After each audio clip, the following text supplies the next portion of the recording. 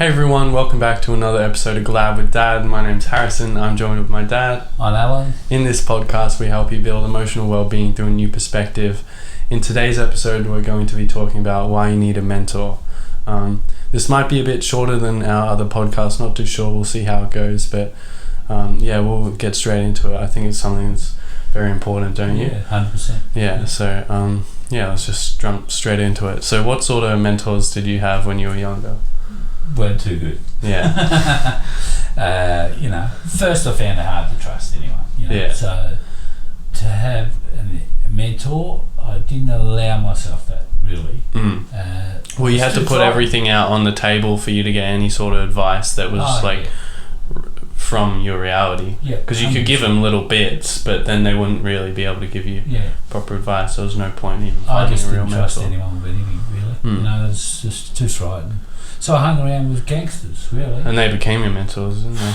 Man, you hang around with gangsters when you're frightened, because you're frightened of life. And little did I know I'm going to end up more frightened because the lifestyle that they lead. Yeah. But I didn't know that. I was only looking back and you thought you just saw the linear path of them being stronger so they could protect you. Yeah. 100%. Sort of thing. Yeah. But you didn't think about all the things that happened behind the scenes or mentally or anything like that. Yeah. And I hung around with hard men too, Yeah. And, like you were saying... hard, closed-off men, hey? That's the difference, Because there can be hard men that can talk about their feelings or can be mentors or good mentors, Yeah, that's right, But I hang with them hard men, so nothing much was gained in that area, really. Yeah. And then I had the gang. You hang around with a gang. And why do you hang around with a gang? Because at least one old person you're going to find you're going to click with. Yeah. And the sort of gang, you go with the gang, and I think that's sort of part of growing up, really. Some do it in a group, but we actually had a gang. Yeah. It can fight from suburb to suburb. It can be on a different level. Yeah. Yeah. It was pretty rough growing up where we grew up. Even though I didn't realise it at the time, it was just what's normal is normal, Yeah. Yeah, well, a crazy thing is, in some places where there's some crazy regimes going on in some different countries, there are some people that don't even know the suffering that they're going through because the propaganda that's been thrown at them. They feel like they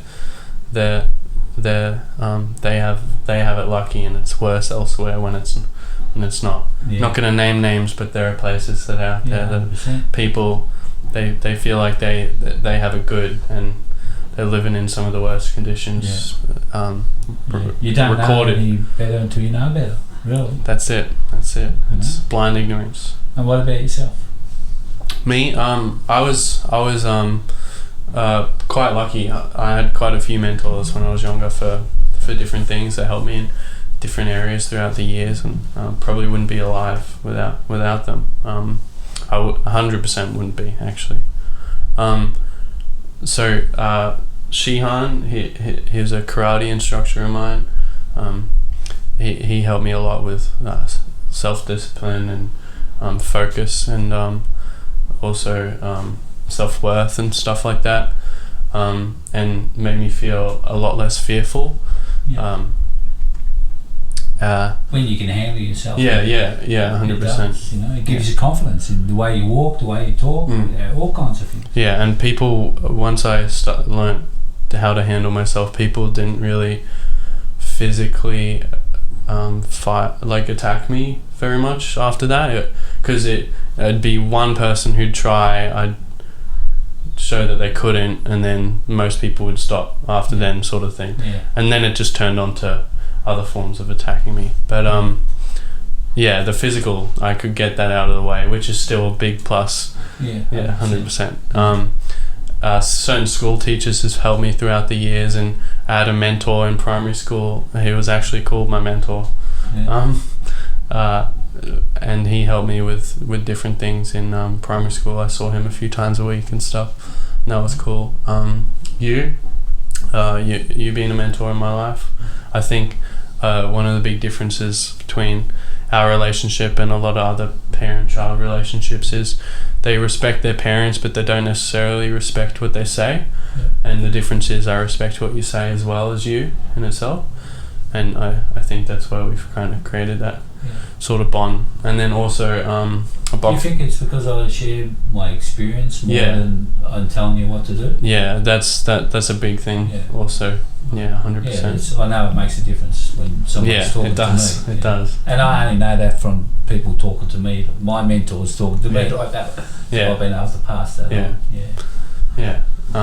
And a boxing coach of mine who wasn't in my life for a large part, but definitely helped me through a transitional period throughout my life. So when you moved house. Moved in with your mate.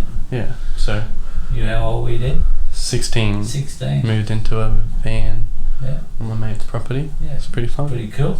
It was very fun. Yeah. But yeah, very lucky to have all those mentors throughout my life. They've helped me a lot. But yeah, fair enough. And like there's, like I wouldn't live without one nowadays. Yeah. For myself, and I started to find healthy mentors.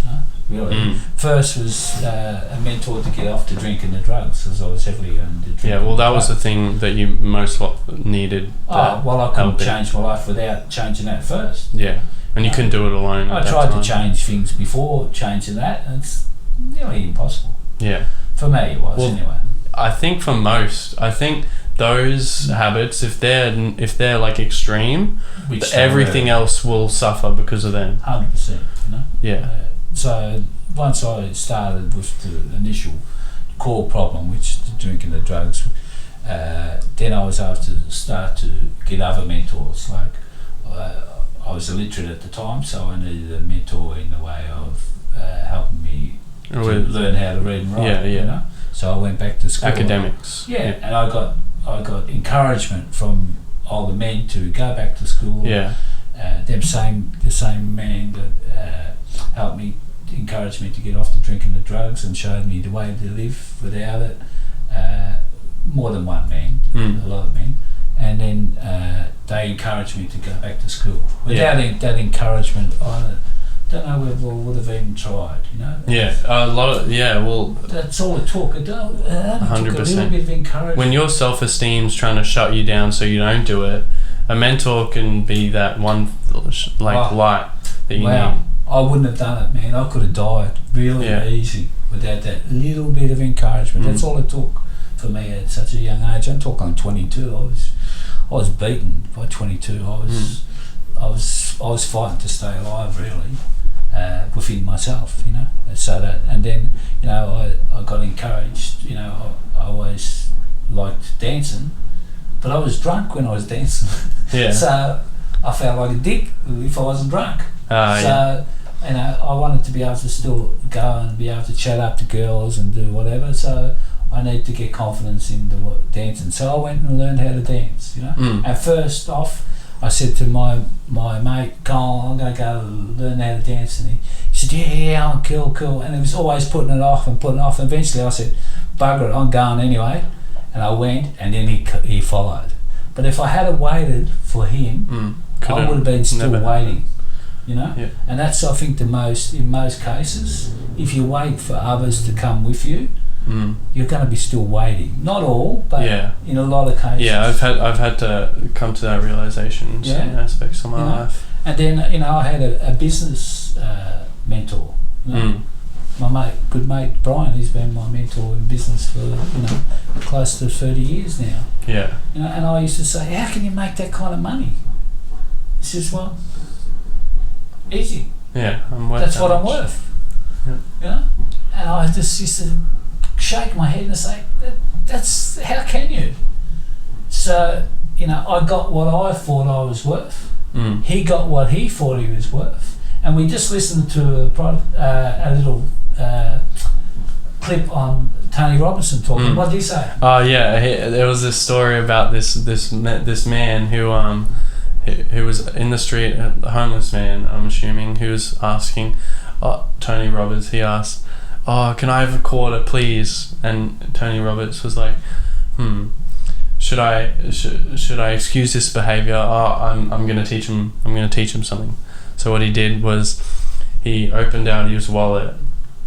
First he asked, "So all you want is 1 quarter?" And the bloke was like, yes, just one quarter. And so he pulled out his wallet and he made sure the bloke watched him as he filed through multiple $100 bills. And he was digging through there and he found a quarter and he picked it up and he put the money back in his pocket besides the quarter, his cash. And the bloke ended up looking at his wallet as he was putting it in his pocket, not at the quarter. And he said to the man, life will get what you ask of it, and then handed him the quarter. Yeah, and it's true. It's 100%. That's a perfect example. Perfect example. And now because of that mentoring with Brian in business, now I get close to the money that he's gets. Yeah. I earn what I think I'm worth. Yeah. And you have a look at it. All the big speakers, they talk. All the motivational speakers, they talk around the same lines. Yeah. You attract what you think, and all them things. And they can't just be wishy-washy. If all the most successful people think that way. That's right. It's got to be something in it, doesn't it? There has to be. Then I had another mentor in one of my ex-wives too. She was a bodybuilder in the magazines and all that. Yeah. So, and I was always skinny. So I was pretty. What was your nickname when you were younger? Starvation on stilts, or Jake the Rake. Yes. I was that skinny. Yeah. Well, not that now, but I had a fast metabolism. That was probably all the nerves. Up and all the fear. It ate up whatever fat was on there. Burnt through it all. But then she encouraged me to put on weight and different ways of putting on weight, and she said, "Don't worry about the weight." And I got to the heaviest I've ever been in my life. So 120 kilos. I've never been that. My average is 80 to 85. And I got to 120 kilos, and I felt fantastic until one day I looked in the mirror and realised. And then she said, "No, nothing to worry about. We'll start cutting." Cutting now. And that was the bulk. And then she started building muscle, and things started. Yeah, well, if you eat heaps while you're bulking, then you build way more muscle, and then you cut and you cut the fat off, and then you're left with big muscles, low fat. Yeah, well, I didn't get to where I was, but it helped me in the way. But I listened to that, and I still have some of them training now, still with me today. Yeah. And then I had Cameron Quinn too, as a karate teacher, and other karate teachers down there. Yeah. At our karate school down the Gold Coast, which was just fantastic, and built my confidence in the way of skills. And you walk different, like I said. You walk different when you can know yourself a little bit better. 100%. And then I had, like I have now, I have a different dance teacher, than I had when I was in my 20s. And I believe I have the best dance teacher I've ever had in my life. Yeah. And what makes a good mentor and good teacher?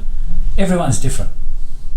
So this particular bloke he's still able to, if I'm not learning in one way, he can put another way that I can learn, because everyone's different and learns different, and he's able to see that and teach him different things. Oh, that's not which is fantastic. And Cameron done the same. Cameron Quinn. Yeah. He done. Can teach in different ways. In the different ways. Yeah. Because he's had the experience. And it goes to that same old story. Yeah. With the man with the experience. You know that story. Yeah. I see. Yeah. What about you? Well, so I'll run across the timeline of what sort of mentors you have at roughly different ages. So from like 1 to 12, it's usually your parents or your caregivers. They're your mentors. They're the ones where you learn. And sometimes that's your brother or sister. Yeah, sometimes it can be that too. Your parents ain't really there. Yeah, they're not there ever, or they're or they just don't or they're not emotionally there. Yeah. So that's where you can get a lot of your social cues, the things you find acceptable and not acceptable. a lot of things like that. And then after that, from around about like 13 to 18, that's when it's mainly friends, actually. So your friends at school and stuff like that, and celebrities. And a lot of the time, celebrities aren't really out here to promote self-wellness. They try to, but a lot of it's just a front for a lot of ego feeding motives and ways of life. It's I think it's very hard. Not in everyone's reality. Yeah, 100%. And it's not. They're not living the same life as us. Yeah. So a lot even though they might have at one time, they ain't coming from that place now. Yeah. And we're looking at them, or teenagers are looking at them from where they're at, and judging themselves or stuff like that. It's terrible. Yeah. So much mental illness comes from people comparing themselves to celebrities. Yeah. But yeah, friends. So the group of friends you have when you're younger is really really important, because when you hit around 13, 14, you stop listening to your parents as much. Yeah. You stop caring fully about what they say 100%. It comes in usually again later when you're older, but there's a bit of a rebellious stage. It started coming into manhood or womanhood? I think so. That's part of it, and having to feel your own way. That's a natural course, isn't it? Yeah, I think so. Yeah, about 18 onwards, you have more choice, right? Yeah. So, say you have like a teacher or a coach in something, either a sport or dancing or whatever. They could be a mentor of yours, a business guru, spiritual guru, priest. Yeah. Anyone like that. They you have more choice a lot of the time when you're 18 onwards, where you can start picking and choosing what sort of mentor you want. And what you have to do is you have to find a mentor that wants to help. With a mentor, right? The sort of mentor that I wanted to find was, once I came into myself a bit more as an adult, was one for my financial situation and one for spiritually. Yeah. And I think I've found some financial mentors in my life who are also friends of mine, but spiritually but also I think that one has been it's kind of been put onto a lot of people online that I do research into, a lot of philosophers and spiritual gurus and stuff like that, that I get things from at the moment, and I can't really see them physically, and that's okay. But you know what they're preaching, they're actually with it. 100%. You can see. It makes sense, you know. Yeah. It's practical things. Yeah. You know? Yeah. Same. Like I have different spiritual mentors now that are not present with me, but I've been able to follow through books and online videos, you know, and it changed my life. Yeah. Yeah, 100%. And there can be mentors that you can find online and on social media and stuff who are beneficial. Yeah. They're dead, but they're the way of life. Like the most recent Dalai Lama. Yeah. Who else? Well, the book that I've been reading, I've been reading for 35 years. Sermon on the Mount by Emmett Fox. Like, he's well gone, but still goes, still get stuff out of it still today. Yeah, I've been reading definitely. that same book every day for 36 years. Yeah. I still get something out of it, even though I read it over and over and over again. I only read a couple of pages every day. But, it's amazing, because I'm at a different place every time I read it. So you see it from a different perspective. 100%. Looking at it through a different. And that's part of what the good teachers teach me. Yeah. Really, you're forever growing spiritually. It's a never you're ending never at journey. the same place. Yeah. Yeah. It's pretty good. Yeah. And I you got to watch who you hang around with, really. It's for me, I've got to not necessarily listen to what they say, but watch the way they live. Yeah. Really, that speaks more than words. Yeah. Actually, yeah. speaks more Well, than it's words. very easy to give blind advice. Oh, of course it is. And there's nothing wrong with that. Yeah, not that I dismiss it too. Definitely not. 'Cause I remember a man saying to me, what I'm telling you, I might not always practice, right? But what I'm saying is truth will be good for you, you know. And because he put it in that way, I was able to listen to him really good. And he didn't connect his ego and himself to the advice. No, and he was able to help me actually see in other people the same thing. Just because they're not living it doesn't mean it's not good advice. But I do follow the ones more so that are living it rather than and especially if it's a mentor is usually someone where you're not just getting a one-time advice off. It's usually someone who you come back to. And if it's someone who's not living it to some degree, they can't be a long-term mentor. No. And you're going to be influenced by somebody anyway. Yeah. Right? You're going to be influenced. Whether you like it or don't like it, or whether you're conscious or not, you are going to be influenced. So if you ain't picking the people that you influence, you're going to be influenced without even being conscious of it. Yeah. And you won't even. That's how they manipulate. That's how marketing is that's done. How the news and all marketing is done through manipulation and influence. Yeah. Which is, a form of mentoring because it has an influence on your life. Yeah. So if you're picking the people that are mentoring you and what they're talking about and they're the values that you want in your life, well, you've got a better chance of not being manipulated. Which, then you start living the life that you want to lead, really. Yeah. What kind of life do you want to lead? Yeah. 100%. What about yourself? Well, the things you want in a mentor, right? Someone who's not going to be hypercritical of you when you fall down, when you make a mistake, anything like that.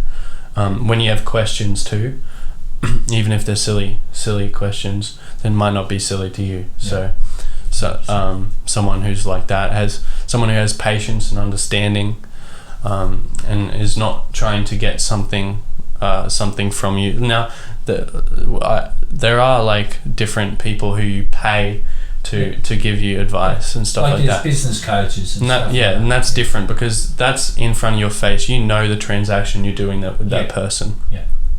I mean situations where it's someone who's trying to get something from you secretly, like without you knowing. And if you, as soon as you become aware of them, if they're trying to benefit from you in some way or them trying to get something manipulated. Then they're not necessarily there for your so for your help. Talk it in the way of sheep in what do they call it?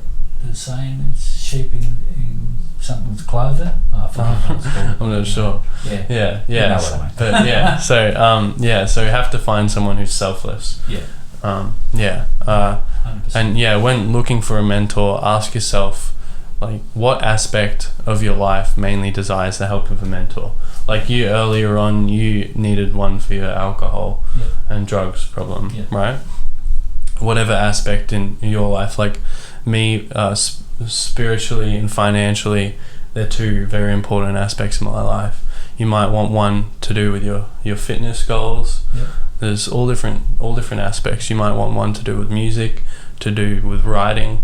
There's any hobby that you have, anything like that, any sport, anything you can like mine now. Get social media is amazing now. You're my mentor. That's the turnaround. Well, you are. I never thought about that. That's true.